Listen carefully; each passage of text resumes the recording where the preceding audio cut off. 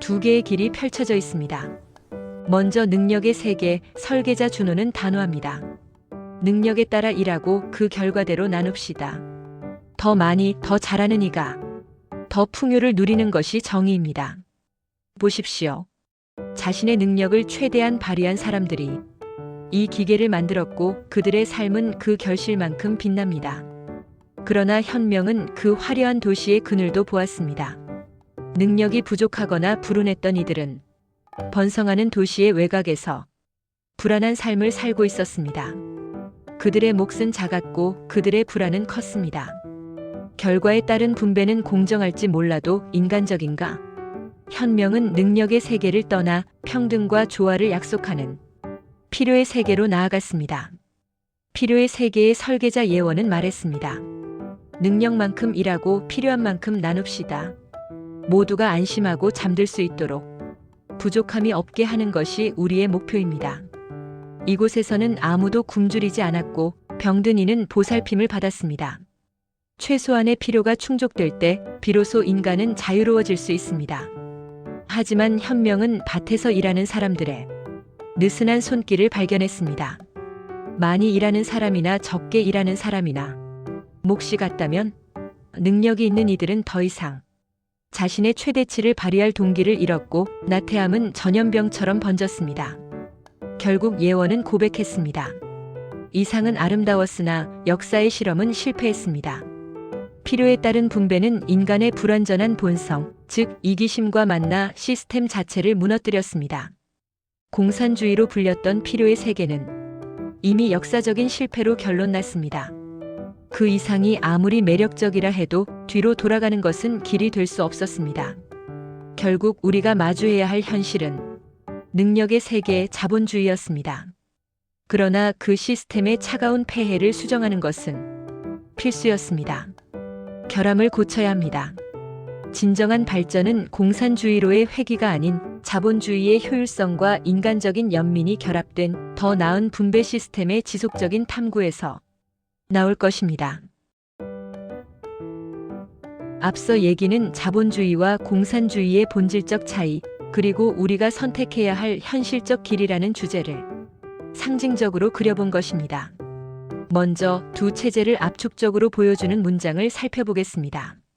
첫째, 자본주의. 능력에 따라 일하고 능력의 결과대로 나눈다. 즉, 개인의 노력, 능력, 생산성이 보상과 직결됩니다. 둘째, 공산주의. 능력만큼 일하고 필요만큼 나눈다.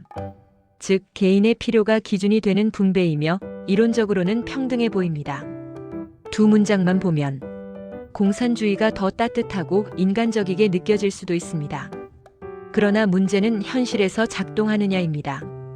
공산주의가 실험된 국가들은 대부분 짧은 시간 내에 경제 붕괴, 비효율, 인센티브 붕괴, 전체주의화로 이어졌습니다. 그 이유는 다음과 같습니다. 첫째, 동기부여의 상실. 성과와 보상이 분리되면 잘해도 똑같고 못해도 똑같다는 신호가 됩니다. 결국 생산성 하락이 나타납니다. 둘째, 가격 메커니즘의 붕괴. 시장 가격이 사라지면 무엇을 얼마나 생산해야 하는지 판단할 수 없습니다. 이는 필연적으로 부족, 과잉의 혼란을 낳습니다. 셋째, 권력의 집중과 전체주의화. 생산수단이 국가에 집중되면서 결국 정치 권력이 경제 권력을 독점하는 구조가 되고 개인의 자유는 급속하게 제약됩니다. 넷째, 소비자 선택권과 혁신의 실종. 경쟁이 없는 시장은 발전하지 않습니다. 소비자들의 다양한 욕구는 반영되지 못하고 경제는 정체됩니다. 역사는 분명하게 말합니다. 공산주의는 이론의 아름다움과 달리 현실에서 작동하지 않습니다. 그렇다고 자본주의가 완전한가? 물론 아닙니다. 자본주의도 분명히 다음과 같은 치명적인 결함을 갖고 있습니다. 첫째, 양극화, 불평등 심화. 자본과 기술을 가진 사람에게 보상이 집중됩니다. 둘째, 시장 실패. 독점, 외부 효과, 금융 불안정 등에 국가가 개입하지 않을 수 없습니다. 셋째, 기회 불평등. 출발선의 차이가 뒤따르는 삶의 격차를 만듭니다. 수정, 보완, 규범적 통제가 반드시 필요합니다. 자본주의를 폐기할 수 없다면 우리가 할 일은 지혜롭게 다듬는 것입니다. 자본주의를 보완하는 세 가지 방식입니다. 첫째, 기회의 평등을 강화하기. 교육, 복지, 보건에 대한 투자는 출발선 격차를 줄여 능력이 발휘될 토양을 만듭니다. 둘째, 착취적, 독점적 시장 권력 억제. 금융 규제, 플랫폼 규제, 공정 경쟁 인프라를 강화해야 합니다. 셋째, 연대와 공동체의 회복. 시민사회, 가족, 지역 공동체의 회복은 탐욕적 자본주의가 만들 수 있는 무한 경쟁의 상처를 완화합니다. 이런 정책들은 자본주의의 뿌리는 유지하되 그 폐해는 제어하는 수정자본주의의 방향입니다. 그렇다면 왜 공산주의적 접근으로 가면 절대 안 되는가를 살펴봅시다.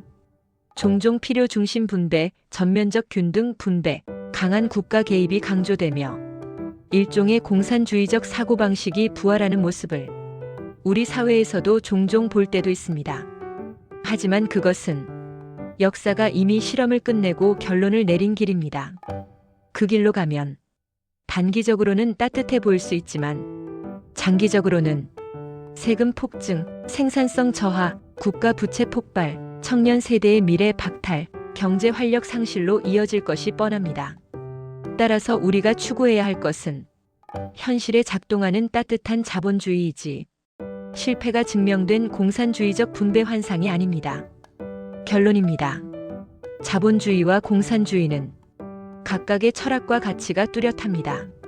자본주의는 효율, 혁신, 자유를 가져오지만 불평등이라는 그림자를 남깁니다. 공산주의는 평등을 약속했지만 현실에서는 실패로 끝났습니다.